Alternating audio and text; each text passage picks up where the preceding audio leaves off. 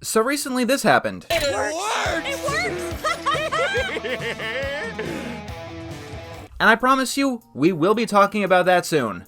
And maybe the Sandy movie too, if I can muster up enough concern to care about it. But before I got into the Plankton movie, I thought it'd be wise to refamiliarize myself with the show that brought me to the dance. I've been kind of out of the SpongeBob ecosystem for a while now.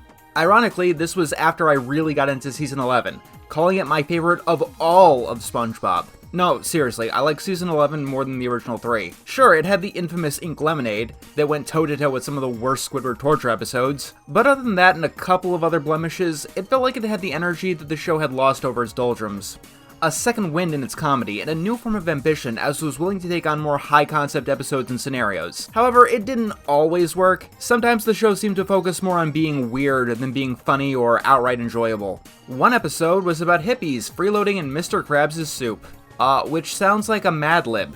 And another episode was about a giant hamster that wanted to eat everyone. It appeared every time that SpongeBob ate a rotten Krabby Patty, but the episode portrayed that it wasn't actually a hallucination, like it was a real giant invisible hamster that only appeared when SpongeBob ate a rotten Krabby Patty. SpongeBob has always been weird, of course, but there was usually a purpose and a control to the weirdness. Even when the middle seasons got more out there, like with Squidward and Clarinetland, the oddness never felt arbitrary. And no matter what the quirky, crazy scenario that came along, it always did feel like it was at least a SpongeBob episode, you know what I mean? I don't think that's true anymore. The episode that I reviewed last time was a clear example of that. Funbelievable. This episode starred a character called Rube Goldfish.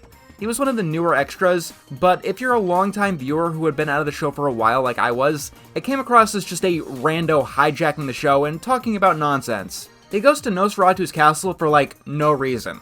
Well, I say no reason, but it's clear to me that the reason is that one of the biggest problems in Neo SpongeBob is that it just doesn't understand the show's identity. So it throws in things like Nosferatu or another Bubble Bass appearance, because those are things from SpongeBob, not realizing that that's not what SpongeBob is. On the other end of the spectrum, they go so far in the other direction that it just feels like a pale Xerox of what the show used to be. You've probably seen this clip going around Twitter or Blue Sky or whatever your poison is, where SpongeBob gets on this fireman's pole and goes on a psychedelic trip. It is a nicely animated, clever sequence, but I have to admit, I enjoyed it a lot more when it was 30 seconds shorter and called The Fly of Despair.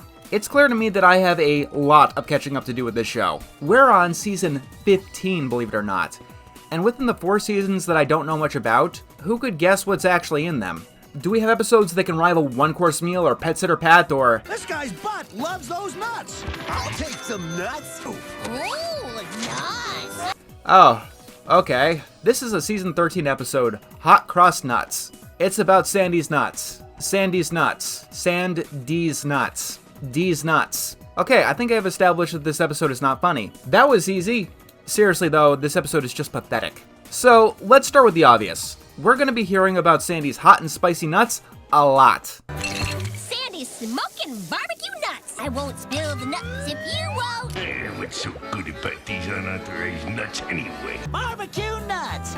Try Sandy's smoking barbecue nuts! This guy's butt loves those nuts! It's a really stupid joke to begin with, to the point where you can call the episode Dopey Dick, and it would be just as fitting. I step out of the room for like 5 minutes, and the Krusty Krab is on fire. What the hell has been going on here? Let's start with the most basic of problems here. What is the most overdone plot in terms of SpongeBob? Not counting like basic concept stuff like Plankton tries to steal the Krabby Patty or SpongeBob needs to pass his boating test. I mean more like Plankton disguises himself to steal a Krabby Patty, which we've seen at least 5 times. That's not the actual answer, by the way. The correct answer is that a new food is brought into the Krusty Krab, and that becomes such a hit that it replaces the Krabby Patty. And honestly, it was this episode that actually made me realize how common that idea was. Like, even before the movie, this was a well that they tapped in a lot. Pretty patties, then you had jellyfish jelly on the patty in Jellyfish Hunter, all the way up to Season 7's Krusty Dogs, where the burger is replaced by hot dogs, and Season 9 where Mr. Krabs goes into frozen food. Now we're here on Season 13 where they're doing the same thing. Why is the Krabby Patty gets replaced a literal subgenre of the show? It really shouldn't be. Talking about SpongeBob's identity, this is one of the bigger things here. What is the Krabby Patty? Like, symbolically. Yes, I am talking about the symbolism of the Krabby Patty, bear with me. The Krabby Patty is the greatest food thing in the entire universe. It is SpongeBob's main reason for existence. It is why Mr. Krabs is a millionaire. It's why Plankton tries to steal it instead of creating food for fish that isn't literally fish carcass. Even a grump who tries to resist its allure like Squidward just can't help it, and its magical charms win him over. The Krabby Patty is so integral to Bikini Bottom in spirit and reality that society breaks down when it's unavailable, as we've seen in the second movie.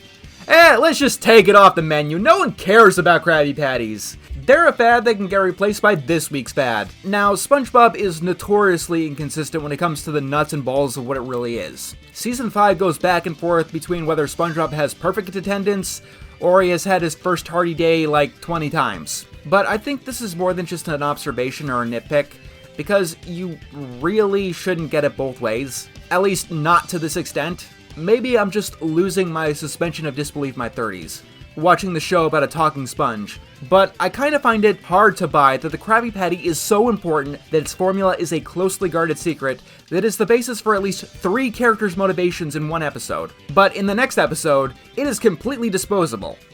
And don't hit me with the target audience doesn't take this shit seriously. As a kid, the only thing I could think of is how we had an episode where Squidward complains that the Krusty Krab is open on Sundays, and then in another episode, SpongeBob pulls out this to-do list saying that he has Sundays off. Kids actually care about this stuff way more than you think. It also doesn't help that the fads become more and more forced as time goes on, and that's saying something when we started by putting jelly on a McDonald's burger. Krusty Dogs was replacing a cheeseburger with a beef hot dog, which is the definition of a lateral move. The food in this episode is spicy nuts. Hot, spicy nuts. So hot that it causes people to breathe fire. Breathe fire underwater. See, that's a nitpick. I don't know, I just have a hard time buying that everyone would go gaga for super spicy food. It's in the nature of what spicy food is. Spicy food is very much not for everyone. It is very love it or hate it by definition. Now, if the Krusty Krab started selling spicy chicken sandwiches, then we'd have an episode here. It's even stupider when we talk about how they get the plot into motion. I have brought your usual one crusty combo. Thanks, SpongeBob, but I won't be needing the food. I brought a little something of my own from home. You guys ever bring your favorite food into McDonald's or a diner or anywhere just to order their soda and eat it at the restaurant for the ambience, I guess? No, because it doesn't happen. But where's the pizzazz? Huh? Look at this place. I mean, what is the theme here? When SpongeBob has a problem with this outside food, Sandy undoes her zipper and shows him her bra. Look, every single line of this episode already sounds like an innuendo. I'm not gonna pretend that I'm above that. This episode has everyone wanting to taste Sandy's nuts by staring at Bubble Bass's ass.